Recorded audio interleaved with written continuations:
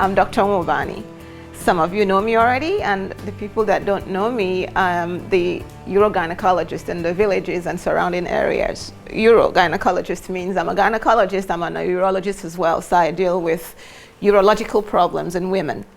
And this is an expo to kind of start in a little conversation, intimate setting, educate and inform fellow women about sexual health and body image and essentially women's health, and new technologies that are out in the market today to enhance same.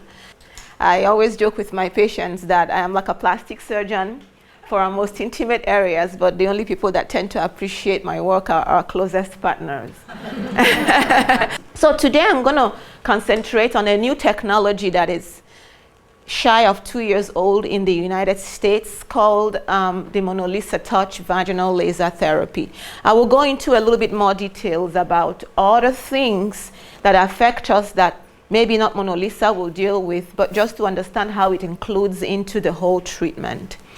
Mona Lisa Touch is the brand name given to it.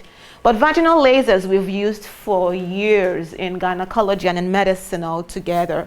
Prior to Mona Lisa and some of the competitions that came after it was introduced, laser therapy in gynecology was essentially used to treat precancers and cancerous lesions in the external genitalia in the vagina.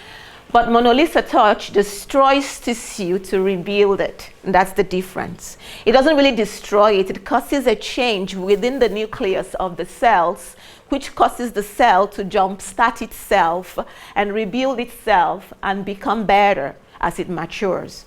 So it's really a very, very interesting way of dealing with a condition and a novel therapy to start with. It uses fractional CO2 laser. So it's just plain carbon dioxide and very low levels of it to cause this microscopic injury to the cells of the area being treated. The cell will in turn want to rejuvenate itself, heal itself from inside out.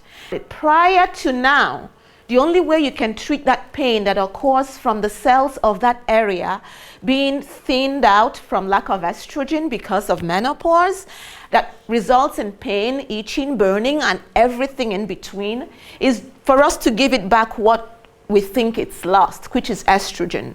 The estrogen cream sometimes works, sometimes it doesn't work. But the downside to it is that you have to use it consistently and permanently for it to keep working some.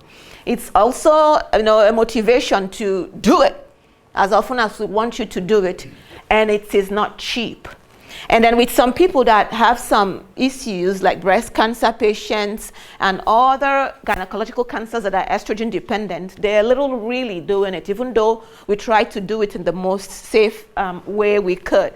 So that's why when this came on, it was really literally a lifesaver for me and for some patients that estrogen is a no-no, and I'll come to that later. So this is a gentle fractionated CO2 laser. It actually has zero pain when you do this. As a doctor, it was a breath of fresh air. And going forwards, I'm going to tell you other things that I've found out this thing can do, and it's amazing. There is actually no side effect. They said minimal here because in medicine we don't want to say no. I haven't had one. So we have a patient on the table. This is her first session. The typical sessions for Mona Lisa Touch is 6 weeks apart, 3 sessions. So in a 12 weeks period, you will complete a full treatment for this procedure. And typically we'll follow you up on a yearly basis and decide as and when you are due for what we call a booster therapy, which typically is 1 session. So it's really a cool procedure, and I'm excited to bring it to this part of the world and to help my patients that desperately need it with it. So we will start with this patient. For her, I'm going to do both a vaginal treatment as well as an external vulval treatment. So this is the vaginal wand, and like you see, it's actually calibrated, and the laser is emitted from where my finger is pointing at. It's not emitted from the tip of the machine, so generally it only lasers the part of the vaginal wall that it's facing, so it protects the patient from cervix if she has one, and her intra-abdominal organs. And you laser the vagina in 1 centimeter increments until the entire vaginal canal is treated.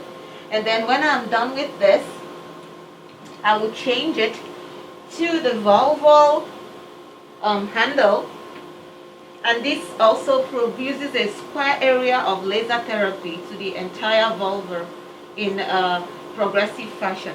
I can treat all the lips of the vulva, we call the labia, as well as the perineal area, and even the anal area if the patients have some troublesome anal tags.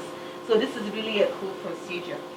So at this point, I'm going to start with this patient with the vaginal treatment. And this is her first session, so I'm going to use internal first session.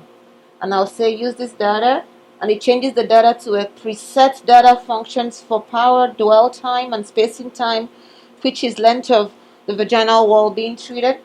And then this starts the machine, and once it turns a static red, we'll turn the ready on, and it starts to emit the laser. It's standby, and when I press on ready, it will beep and it say it's ready.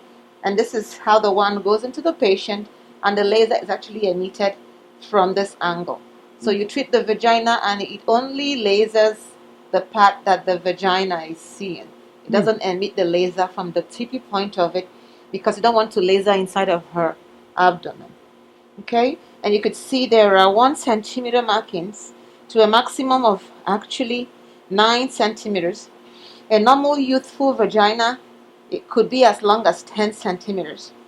So this enters all the way into the vault of the vagina, or touching the cervix, and then you come out in increments of 1 centimeter. So you treat in 1 centimeter areas. Now, if you see, the laser has a square area that it lasers. It's about a 1 centimeter by 1 centimeter square. So if you treat in 1 centimeter increments, you actually end up treating the entire vaginal wall. And in each circumferential 360 clicks, you will click it between 8 to 9 times.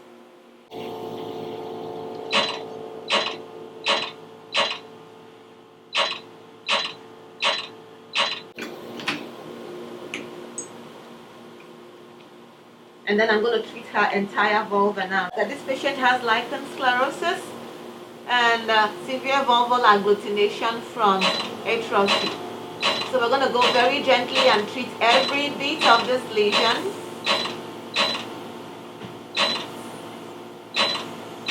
So her entire procedure is done. And this is it. The patient will have a little discomfort from the external probe for maybe the next 48 hours. I usually give them some lidocaine gel to apply as needed for comfort. And thereafter, they're actually free to do anything, intercourse, swimming, whatever. And she will come back for her second session in 2 weeks. 2 weeks? In 6 weeks. Oh, 6 weeks, yes.